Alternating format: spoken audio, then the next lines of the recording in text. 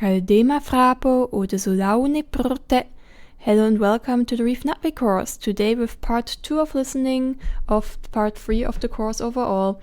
Distinguishing similar words, so you will always hear a pair of words that are very similar to each other. And then you will hear some sentences using them. And the goal is that you listen to the words, you look them up in the dictionary and try to find those two words. And then, of course, afterwards, you try to translate the sentences. The sentences will contain words that you do not know yet from our vocab videos. So you can, of course, use the dictionary and you can listen to them as often as you want. But they will also contain some grammar you haven't learned yet. For some of the words, or for many of the words I'm using today as examples, it is just difficult to find very simple examples that don't use any grammar we haven't learned yet. But I try to mostly use grammar that is very straightforward. What do I mean with this? O esau ne kelutral. I come to the home tree. We haven't learned how to use adpositions, so words like ne, to the home tree yet. But in this case, I used it in a way that you can just one-to-one translate it from Nutway to English. Ne kelutral to the home tree. So very straightforward. I also use negation a few times. O esau ne kelutral. I don't come to the home tree. You haven't learned negation yet, but I think it should be pretty straightforward to translate from Nutway to English. Another example, Yerig se nantang tul newin. The Yerig and the nantang run quickly, so here you see the se and connecting the Yerig and the nantang. And you also see the adverb newin, quickly. Again, you can basically just literally translate the Nutway sentence to English here, and there will be no problem for you, I hope. And a last example, Weltaron yerigti hunga. I hunt the yerig with you. So this is just another example of an adposition in use, hunga, with you. So all the sentences, except for maybe one or two exceptions, will make use of only grammar that you have learned so far, plus very simple things like I just showed you, so things that you can translate one-to-one from Nutway back to English, even if you do not know the grammar topic yet. Keep in mind that, of course, these grammar topics are more complex, like adpositions like who. There are more rules than just put it in front of the noun or the pronoun. There is more to it. I just used it in the simplest possible way in this video to make it easy for you to translate. But of course, own grammar videos about these topics will come that explain them in detail. Finally, of course, the typical note, my pronunciation is not perfect, and specifically in cases like this, where we have two very similar sounding words, I might mess up sometimes. I'm doing my best, and I hope this is still helpful for you, but keep in mind that my pronunciation is of course not perfect. I'm not a native speaker, as no one is a native speaker. But let's get started with our first pair of words. I will read the words 4 times. Ha versus ha. Ha, ha, ha, ha. One more time. Ha versus ha. Stop the video, try to find it in the dictionary if you can find those two words. If not, you can of course re-listen to them. But let's look at the words. We first had ha, which is a conjunction, and it means so in that case. So conjunction, it connects two sentences, or it introduces a new sentence. And secondly, we had an intransitive verb, ha. You hear it ends more abruptly because we have the diphthong there at the end. And this verb means to fit, to suit, to complement. I have 2 sentences for you with these 2 words. I will read each sentence 3 times. Again, you might need more times to completely understand it and to look up all the words. That's totally fine. Just go back in the video and re-listen to it. First sentence. Neitiri se cheik ha fitsap. Neitiri se cheik ha fitsap. Neitiri se cheik ha fitsap. That was our first sentence. Now to the second sentence. Tompa eko nedan ha kevrkeo e fitr. Tompa, Echo, Nedan. Ha, Ke, Vrke, Oe, Fitr. Tompa, Echo, Nedan. Ha, Ke, Vrke, Oe, Fitr. Those were our two sentences. Let's look at them. First we had Neytiri se Jake ha fitsab. Neytiri and Jake suit each other, or in more natural English, Neytiri and Jake are a good match. Next we had Tompa Echo Nedan ha kevrkeo fitr. It's raining a lot. Literally, the rain is attacking muchly.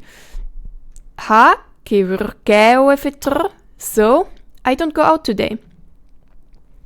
Those were our first two words. Let's go to the next pair. Me versus me. Me, me, me, me, me versus me. First word was me, which is an adverb and it means yet, still, as before. Our second word was me, which is an adposition and it means in or on. It mostly means in, but there are some circumstances where it means on. For example, if we are talking about moons or planets or something like that. So we would say me waving on Pandora. I have 3 sentences for you with those two words. First sentence. Audasioe seradu menareng. Audasioe seradu menareng. Audasioe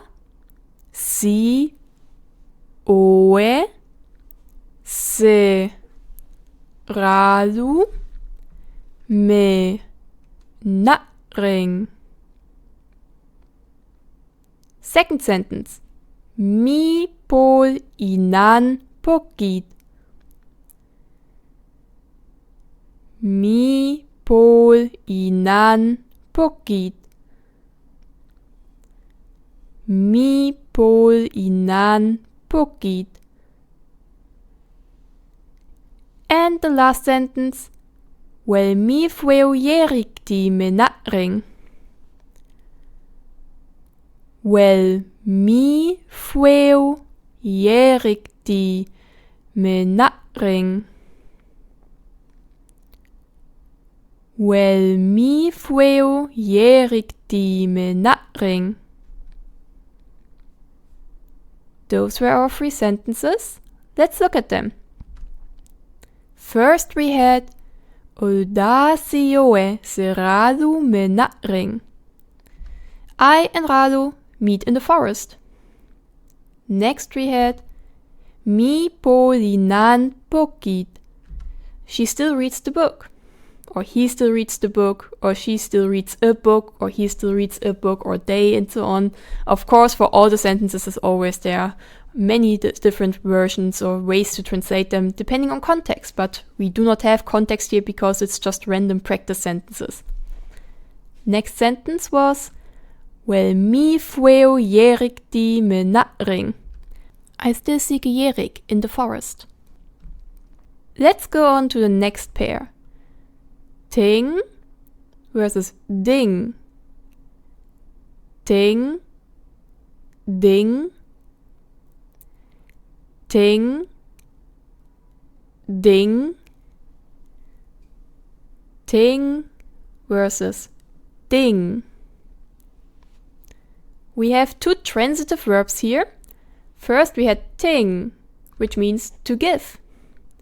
And second we had ding, which means to leave or to abandon. I have 2 sentences for you. The first one actually is multiple sentences, but they kind of belong together and are one example in the NT dictionary. Ding ai joangit, hom ne vrpa, tool. Ding ai joangit, hom ne vrpa, tool. Ding ai joangit, hom ne vrpa, tool. And the second sentence, Depe te somtiting. Depe te somtiting. Depe te somtiting. Let's look at our sentences. First we had Ding ai joangit, hom ne vrpa, tool. Leave the animals, get outside, run. Next we had Depe te somtiting. Fire gives heat. Our next pair has a difference that we already had in the previous pair. Nga versus nga. Nga, nga, nga, nga. Nga versus nga. The first word you definitely already know, at least I hope so. Nga meaning you, singular, so one when you're talking to one person. The next one again had this abrupt ending, nga, so with the diphthong at the end, and this one is a transitive verb meaning to contain. It can also be used as to be pregnant with because a woman contains a child. I have 3 example sentences for you. The first one is Ngalftia litfiati. Ngalftia litfiati. Ngalftia litfiati. The next sentence is Nga prnentingal. Nga prnentingal. Nga prnentingal. And the last sentence, Slerel nga fuepit. Slerel nga fuepit. Slerel nga fuepit. Those were our 3 sentences. Let's look at them.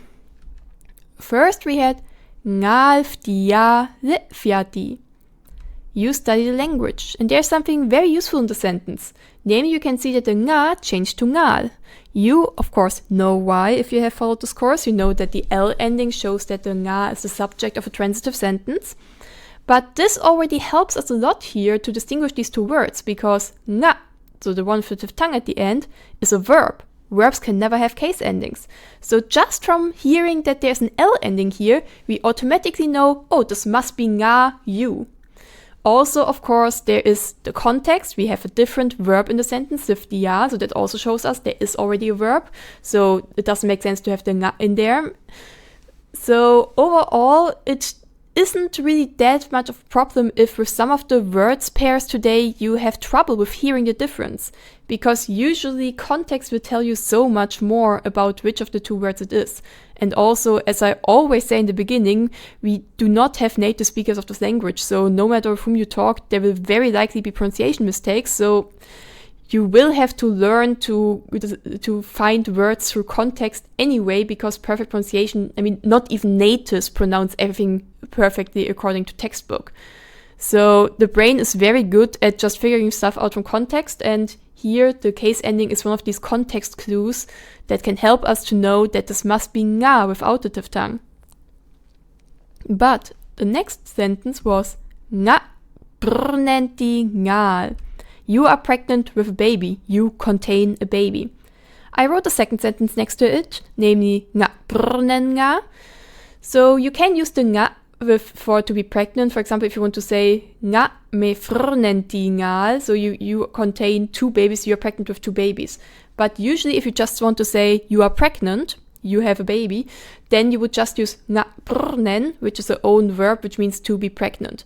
But since we haven't talked about how to say two of something, three of something, or plural yet, I wanted to keep the example sentence for the listening part very, very simple, which is why I did this nga brnen ngal sentence, even though it would be more natural to just use the verb nga brnen in this situation, I'd say. But the last sentence, slerel nga fwepid. The cave contains dust. This is a way you can just say the cave is dusty. Next word pair. Sre versus sre. Sre, sre. Sre, sre. Sre versus sre. So let's look at our two words. First we had sre, which means before. It is an adposition, so you use it together with a noun. So this does not mean before I went home I did this. So there, this before would be a conjunction because it connects its entire clause. Before I went home, an entire clause. Sre is an adposition, so you use it in situations like before the lesson, before dinner, and stuff like that. So when it's followed by just a noun phrase, when you're saying before a specific event, a noun. But you will, of course, learn all about this in future grammar lessons. Then we had sre, which is a noun, and it's cloth, a piece of cloth woven on a loom. I have two sentences for you. The first one is sre se numvi aioe yom ausiteng. Sre se numvi aioe yom ausiteng. Sre se numvi aioe yom ausiteng. And the second sentence, pol benti ngop ta sre. Pol benti ngop ta sre. Pol benti ngop ta sre. Let's look at our sentences. First, we had sre se numvi aioe yom ausiteng. Before the lesson, we eat together. And our second sentence was pol benti ngop ta sre. He creates a piece of clothing from woven cloth. Next, we have a kind of weird case. Tute versus tute. Tute, tute. Tute, tute. Tute versus tute. If you have just written down what you hear, then maybe you're a bit confused because you might have just written down 2 times the same thing, and that would be totally understandable. What the words are is tute, which means person, and tute, which means woman. This weird e with the accent on top is only used in this word. Literally in no other word in Latvian language do we use this letter. It is specifically just for this word. And I think you can probably also see a difference now. It is the stress. So tute, person, is stressed on the tu. Tute, woman, is stressed on the te. Why do we use the special letter here but nowhere else? Well, we have a few of these pairs where we have 2 words that are written the same, but the stress makes the difference in what they do, what they mean. Because remember, in Latvi, you have to learn stress for each word individually. There is no rule. It can't just be that 2 words are only distinguished by stress. For example, we have au and au. But in the case of au versus au, there is a very clear difference, or you can very clearly see which one is meant, also in writing, because they're just 2 completely different words. One of them is a noun, the other one is an interjection. They're used in completely different situations. So there is really there is no problem with this, because you will always know which one is meant, also in writing. But with tute versus tute, there's the problem that both are kind of often used words, and both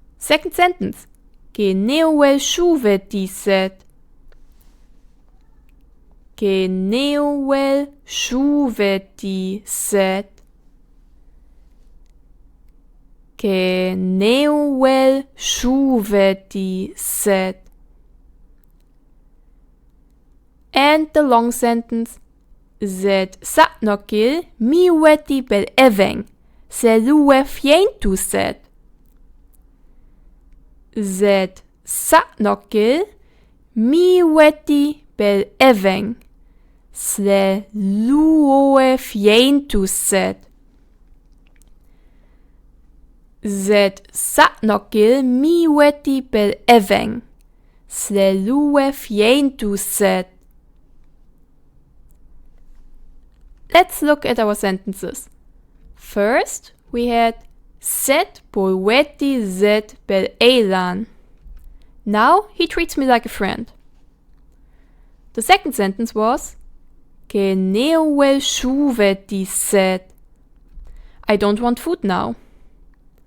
And the last one, the long one, Zet satnokil miweti bel eveng. Selue fientu set. My mother still treats me like a child, but I am an adult now. You might have noticed that the luoe, 3 syllables, so that's how it looks like, I pronounced more like luwe. At least sometimes, I sometimes also pronounce it as 3 syllables, luoe, when I said it very slowly. But in colloquial speech, if you have oe after a word that ends with u, like lu, then it becomes we. It's like, for example, we also learned already that the ol becomes well. So if you put something behind the oe, then it also becomes we. And the same happens also in this situation if it's just oe, but after a word that ends with u. So luoe in colloquial speech will just become luwe. Let's go to our next pair. And this pair actually has multiple differences. There are 3 differences that you can hear here, but I still find these 2 words kind of confusing, so I added them here anyway.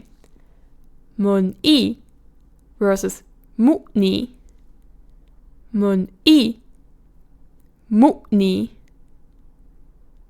Mun-i, mu-ni. Mun-i versus mu-ni. Those 2 are both transitive verbs. First we had mun-i, and that one means to cut. Second we had mu-ni, which means to accomplish or to achieve. So we have 3 differences here. First of all, the stressed syllable. Mun-i is stressed on the second syllable, mu-ni is stressed on the first syllable. Then we have the placement of the diphthong. So you see in mun-i, the diphthong is placed in the second syllable, so it is before the i, and then the n belongs to the first syllable. So the syllables are mun-i. In the second word, mu-ni, the diphthong is placed between the u and the n, so we get 2 syllables, mu and ni. And lastly, of course, we have o in the mun-i versus the u in the mu-ni. Let's listen to some example sentences. I have 2 for you.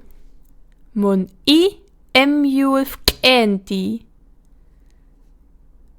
Mun-i emjul fkenti. Mun-i emjul fkenti. And the second sentence.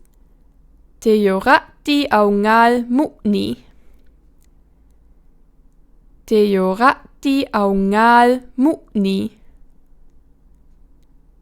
Teorati aungal mu-ni.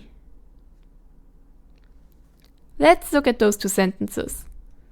First we had mun-i emjul fkenti. The cook cuts the vegetables. And second we had Teorati aungal mu-ni. We accomplish victory. And here you can again see very beautifully that even if people have trouble pronouncing these 2 like if I say these 2 in fluent speech and not in a prepared lesson, then I will definitely mess them up and not say them exactly like they're supposed to be said. that is not really a problem because context tells us a lot. Like, if there is a sentence about a cook and vegetables, then very likely we are talking about the cook cutting the vegetables and not about the cook accomplishing the vegetables. It doesn't really make sense. And the same, if we see a sentence that has something to do with victory, very likely we are accomplishing victory. We are not cutting victory. That just doesn't make sense. So context really saves us a lot. So even if you have trouble distinguishing words, first of all, give yourself a bit more time. It will come to you. And second of all, don't worry about it too much. Context really is what matters a lot and what will help you a lot. But let's get to the next pair. Eb-ang versus ebang. Eb-ang, ebang. Eb-ang, ebang. Eb-ang, ebang. Eb-ang versus ebang. First we had eb-ang, which is an adjective that means complex. So here we have a P, which is followed by a diphthong. And sometimes we get people asking how this is pronounced, and maybe you hear that you basically barely heard the P there. Why? Because the syllables are the EP is one syllable, eb, and then the ang is the second syllable. If the P is at the end of a syllable, same for the K and the T, by the way, then it is unreleased, which basically means you form it in your mouth, but you don't really do the sound then. So the sound is there, it is not left out, so you don't not say it, but it is unreleased. So someone described it as the memory of a P that is still there. It sounds more complicated than it is. It will come naturally in fluent speech, very likely. But yeah, and then we have the stop because of the diphthong. So eb-ang, eb-ang. And then secondly, we had ebang, which means stone jar used to hold small toxic arachnite. Not a word that you will use often if you will ever use it in your life, but it is just a nice contrast because here we have a B actually at the beginning of the syllable. So this one we actually say. So we actually say bang, not we say the B here. And I think this is a nice pair, those two words, to look at some finer things of pronunciation. I have two examples for you. First one, te rei eb anglu. Te rei eb anglu. Te rei eb anglu. And the second sentence, nga kadi weati ebangel. Nga kadi weati ebangel.